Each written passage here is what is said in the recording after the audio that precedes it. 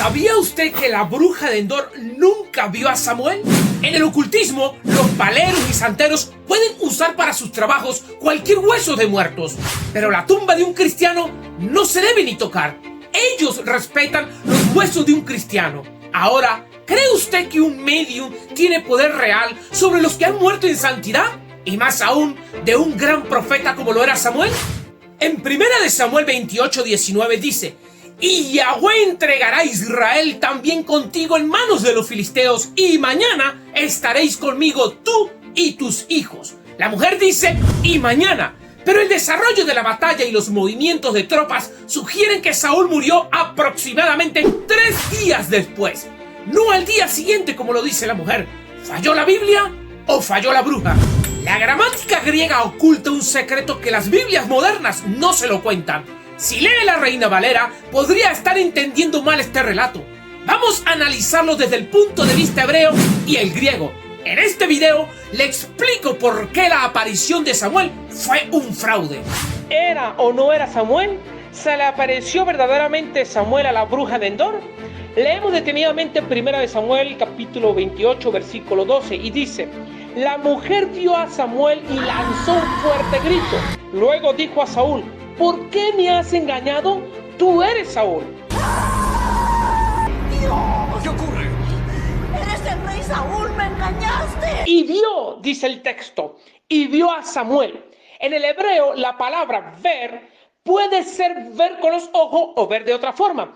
Aquí no aclara el concepto. O sea, que el texto hebreo es muy ambiguo. No dice qué tipo de verbo es, si fue que lo vio físicamente o lo vio mentalmente.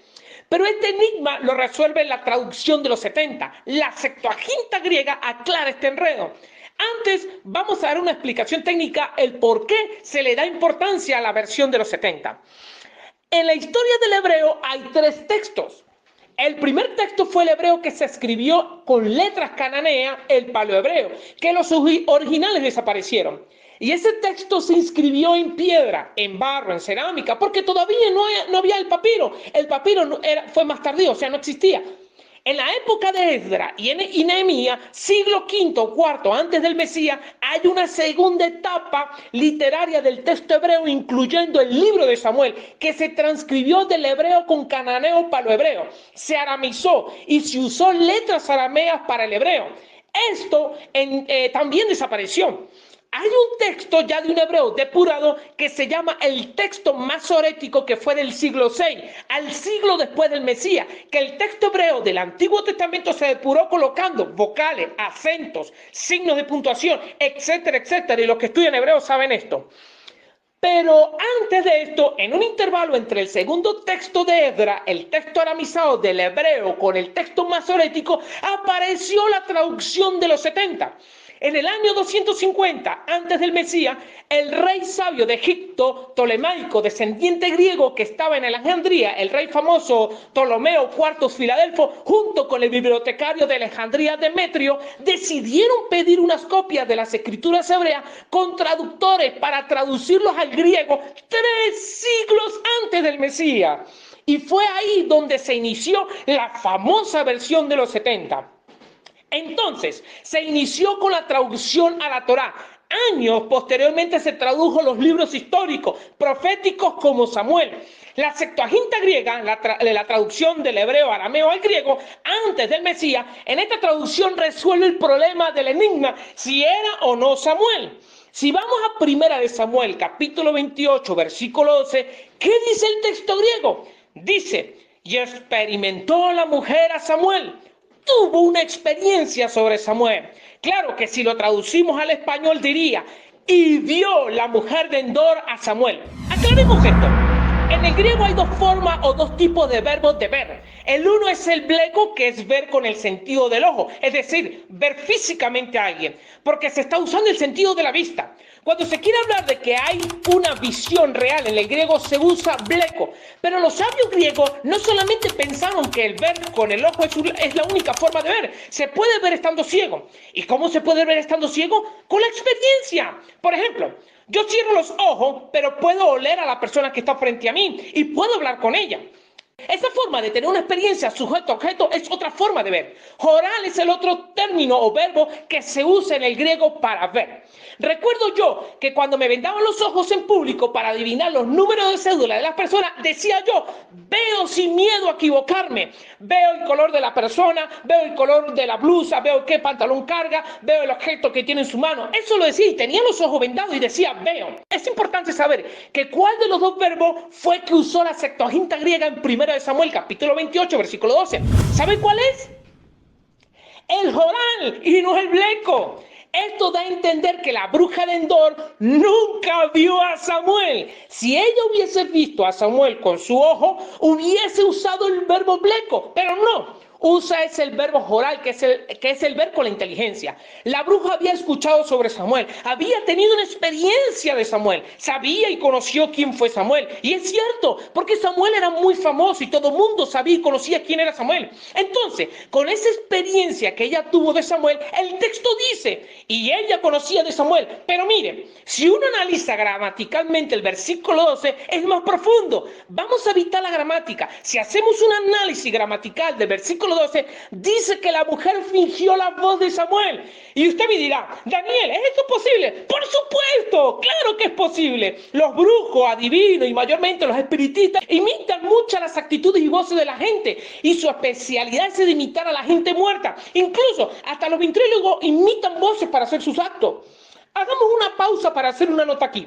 Cuando el espiritista trabaja con los espíritus, ellos tienen dos formas o dos maneras de invocar a los espíritus. Una es cuando el espíritu baja completo, es decir, que se mete por completo en el cuerpo, y la otra es trabajar a media. Es decir, que el espíritu está solo en la mente del brujo, pero que el brujo está consciente de todo. Me explico. Cuando el espíritu se incorpora por completo en el medio, él no sabe nada de lo que está ocurriendo, mientras que hace la sesión espiritual. Pero cuando trabaja a media, es decir, que el espíritu solo está en la mente, el medio está consciente de todo. Sabe lo que está sucediendo y le toca imitar las voces y personalidades de los muertos. Es exactamente esto lo que le da a entender la traducción al griego. Es decir, que la mujer tuvo una experiencia sabiendo quién era Samuel y fingió la voz de Samuel. O sea que no fue Samuel quien habló, según la versión de los 70, la versión griega. Y esto es muy importante. Saúl no se da cuenta que la mujer está fingiendo, sin embargo, el texto no lo dice. Pero el texto griego es muy claro. No dice ella vio el espíritu, sino que había experimentado quién era Samuel con el verbo joral. Toda la composición morfológica de la oración en griego da a entender de que ella fingió la voz, y eso está claro en griego, en la Septuaginta griega. Ahora, hay otra cosa que es importante. Ella vuelve a repetir lo que Samuel había dicho en vida. Ya Samuel en el capítulo 15 de 1 de Samuel, en el nombre de Yahweh, le había dicho que el Todopoderoso lo iba a abandonar porque desobedeció. O sea que posiblemente ella sabía las profecías de Samuel sobre Saúl por desobedecer a Yahweh. Ella no dijo nada nuevo, o sea, la bruja. Todo lo que ella había dicho en ese encuentro con Saúl, lo había dicho en vida Samuel. ¿Sabe qué fue lo único nuevo que dijo y falló? La mujer le dijo supuestamente a Samuel, Saúl, tú y tus hijos estarán conmigo mañana. Es decir, que iban a morir. Más claro no canta un gallo. La mujer falla en esta profecía que le lanza Saúl. ¿Y por qué falla? Bueno, porque Saúl no muere al otro día como le dijo la bruja, sino que posiblemente muere 3 días después. Y era lógico que ella sabía que Saúl tenía una guerra pendiente, la cual temía, pues por eso fue a ver a la divina. Y ella de ahí se agarra. Era evidente que todo el mundo se iba a enterar que un país tan importante iba a enfrentar una guerra, y más viviendo en la misma nación. Vamos a leer detenidamente desde el versículo 7 en 1 de Samuel. Entonces Saúl dijo a sus servidores: búsquenme una nigromante, para que yo vaya a verla y la consulte. Sus servidores le dijeron: precisamente hay una nigromante en Endor. Versículo 8. Saúl se disfrazó, poniéndose otra ropa, y partió en compañía de 2 hombres. Llegaron de noche y Saúl le dijo a la mujer: predíceme el futuro evocando un muerto, y haz que se me aparezca el que yo te diga. Versículo 9.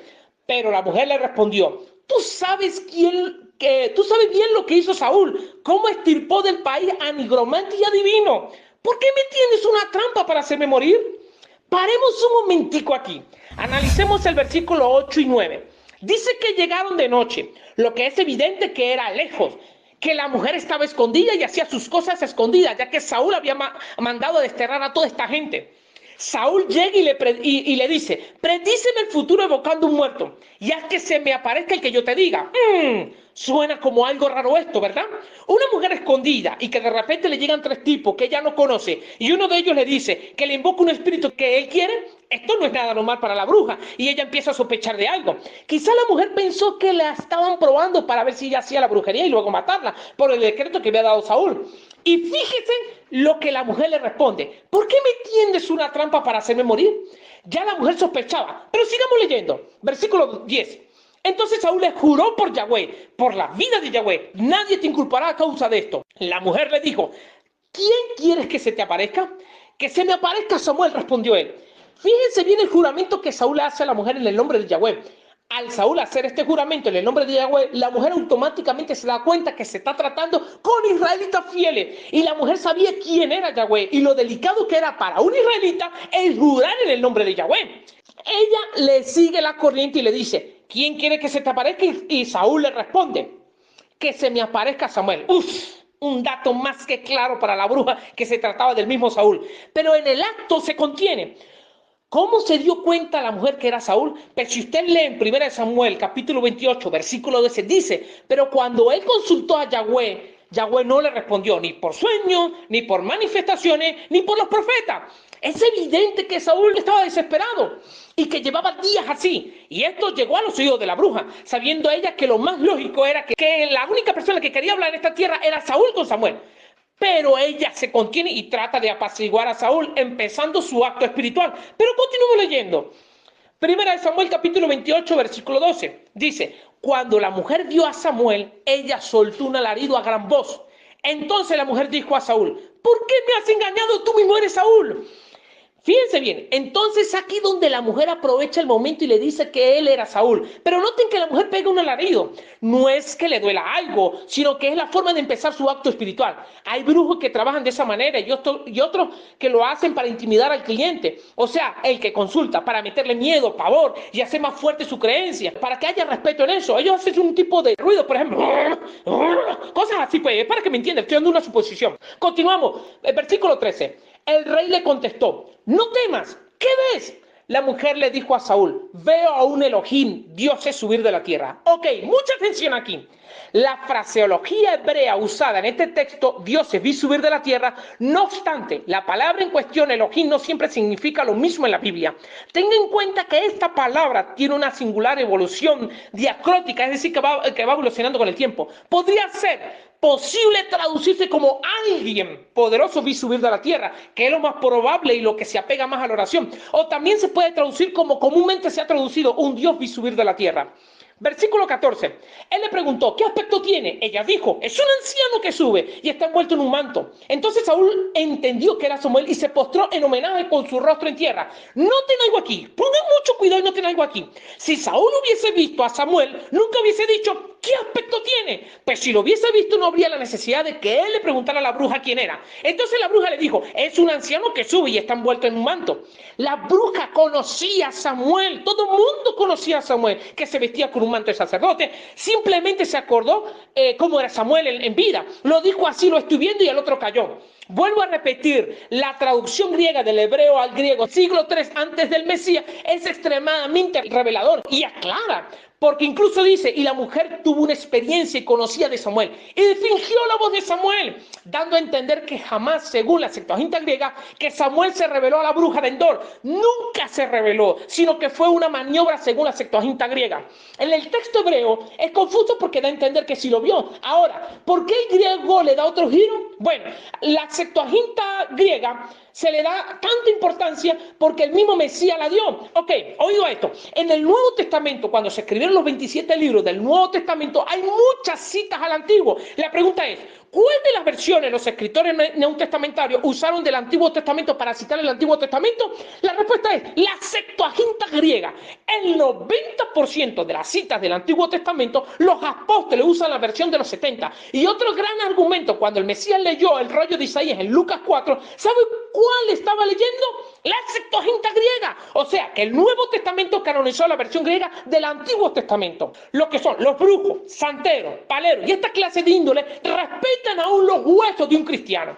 Una vez, en un cementerio tarde en la noche, se metieron unos brujos a hacer una clase de trabajo con muertos. En eso bajó un espíritu y dijo que de cualquier tumba podían profanar y hacer los ritos, pero la tumba que estaba ahí no tocaran nada ni sacaran nada de ahí. Entonces despertó una curiosidad entre los que estaban ahí y le preguntaron al espíritu, ¿por qué no se podía usar esa tumba para el trabajo espiritual? A lo que el espíritu respondió diciendo, ese no, porque es un cristiano y está consagrado. Ahora yo le digo, hermano, ¿cree usted que una bruja que practicaba las tinieblas iba a tener potestad para despertar a uno de los grandes profetas para ese tiempo? No lo creo. Si esos huesos, siendo cristianos, aún así lo respetaron, ¿cuánto más a un guardador de la Torá entonces? ¿Cuánto más a un guardador de las raíces hebreas? Mi recomendación es, estimados amigos y hermanos, sepan leer la Biblia. ¿Y qué traducciones leen? Y compran. Hay que ser críticos con las fuentes porque los originales desaparecieron. Hay que buscar fuentes que se aproximen al original, sea tanto nuevo como antiguo. Yo le creo a la Septuaginta griega porque fue la que usó el Mesías para citar el Antiguo Testamento y es la versión que usaron los escritores neotestamentarios para citar el Antiguo Testamento. El 90% de la teología del Nuevo Testamento lo tomaron de la versión griega. Inclusive el texto más teorético es posterior al texto de la versión griega del Antiguo Testamento.